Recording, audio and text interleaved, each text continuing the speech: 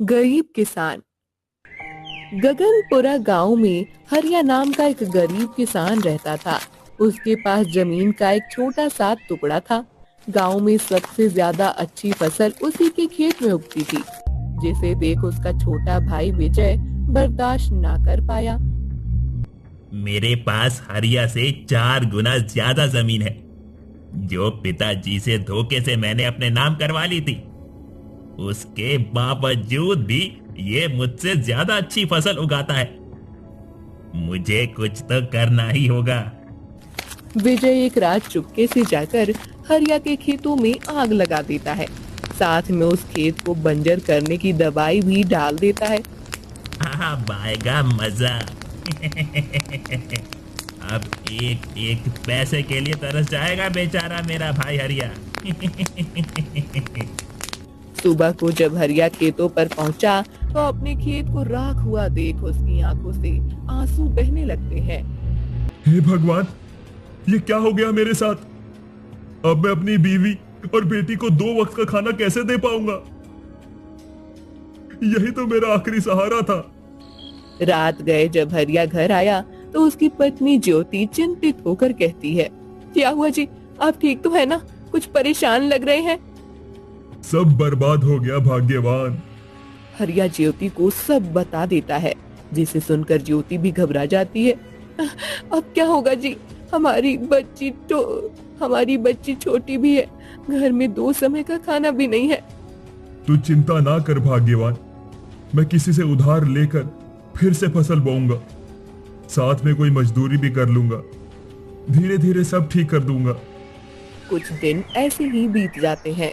हरिया अपने सभी जानने वालों के पास जाकर मदद मांगता है, पर कोई मदद नहीं करता, जिससे हरिया टूट जाता है। कोई फसल उगाने को पैसे देने को तैयार ही नहीं है। 2 दिन हो गए हैं, घर में चूल्हा नहीं जला है। अब तो मुझे मजदूरी ही करनी पड़ेगी। हरिया सभी सेठ के पास जाकर काम मांगने लगता है, पर कोई उसे मजदूरी का काम नहीं देता। अंत में वह एक सेठ के सामने जाकर हाथ जोड़ लेता है। भगवान के लिए दया करो, मेरी बच्ची 2 दिन से भूखी है। मुझे काम दे दो सेठ जी। ठीक है, ज्यादा रोना मत रो, दे दूंगा काम, पर 4 घंटे ज्यादा काम करना पड़ेगा, ठीक है? और बाकी मजदूरों से आधे पैसे मिलेंगे। हरिया खुशी खुशी वो कड़ी मेहनत का काम करने लग जाता है। आधी रात को वो हाथ में कुछ सिक्के लेकर घर आया तो ज्योति कहती है, सुनिए जी, हमारी गुड़िया भूख से रोते रोते बेहोश हो गई है। ऐसा कब तक चलेगा जी? आज के खाने का तो इंतजाम हो गया भाग्यवान, लेकिन मैं अपनी बेटी को यूं रोज रोज भूखा नहीं रहने दे सकता। मुझे कुछ तो करना ही होगा। सुबह होते ही हरिया गांव के एक सूदखोर के पास पहुंचकर उसके आगे हाथ जोड़ लेता है। बड़ी उम्मीद लेकर आया हूं साहब, निराश ना कीजिएगा। मुझे अपने खेतों पर फसल उगानी है। मेरे घर की हालत खराब है, मुझे कुछ पैसे उधार दे दो। दे दूंगा, पर एक शर्त है। अगर 2 महीने में तू मेरा कर्ज नहीं चुका पाया तो तेरा घर मेरा हो जाएगा। बोल, मंजूर है? ठीक है, मंजूर है, पर मुझे यकीन है कि मैं समय से आपका कर्ज चुका दूंगा। सूदखोर से पैसे लेकर हरिया कुछ पैसे घर के खर्च को अपनी पत्नी को दे देता है और कुछ पैसों से फसल उगाने के लिए खेतों पर खर्च कर देता है। ऐसे ही 2 महीने बीत जाते हैं। ना उसकी बंजर जमीन पर फसल उगती है और ना ही उसे कोई काम मिलता है। हे भगवान, अब मैं क्या करूं? किसी ने तो मेरी जमीन बंजर कर दी है। अब मैं सूखी जमीन पर कभी फसल नहीं उगा पाऊंगा। अब मैं कैसे सूदखोर का कर्ज चुकाऊंगा? चिंता से भरा हरिया जब घर पहुंचा तो उसकी बेटी और पत्नी घर से बाहर खड़े आंसू बहा रहे थे। क्या हुआ? तुम दोनों रो क्यों रहे हो? सूदखोर ने हमारे घर पर कब्जा कर लिया है जी।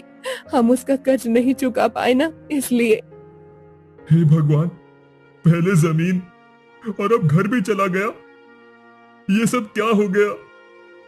अब हम क्या करेंगे जी? कहाँ जाएंगे हम? भगवान को हम पर एक दिन भी दया नहीं आएगी। चलो कोई ठिकाना ढूंढते हैं। सारे पड़ोसियों, रिश्तेदारों और जानने वालों के पास जाकर वो मदद मांगते हैं, पर किसी को उन पर दया नहीं आती। अंत में वो एक छाए की जगह जमीन पर बैठ जाते हैं। पिताजी, मुझे यहाँ बहुत गर्मी लग रही है, मुझे प्यास भी लग रही है और खाना भी चाहिए। ये सुनकर दोनों का सीना जैसे दुख से छिल जाता है। तू चिंता ना कर बेटी, मैं खाने का इंतजाम करके लाता हूँ, तुम यहीं आसपास ही रहना। दिन भर धक्के खाने के बावजूद भी हरिया खाने तक का इंतजाम नहीं कर पाया और अगला दिन हो जाता है। ऐसे ही कुछ दिन बीत जाते हैं। हरिया दिन भर धक्के खाता, कभी खाने को कुछ मिल पाता, कभी और किसी के चलते हरिया की बेटी गुड़िया बीमार पड़ जाती है, जिसे देख हरिया दुख से घर से निकल जाता है और किसी सेठ के सामने गिड़गिड़ाकर काम मांगता है, जिससे सेठ उसे काम देता है। शाम गए, वो पत्नी और बेटी के पास जाने लगता है। थोड़े से पैसे मिल गए हैं, इन पैसों से गुड़िया के लायक खाना और दवाई आ जाएगी, वो ले लेता हूँ। तभी एक छोटा बच्चा, जिसकी हालत बहुत बुरी थी, उसके पास आकर रोने लगता है।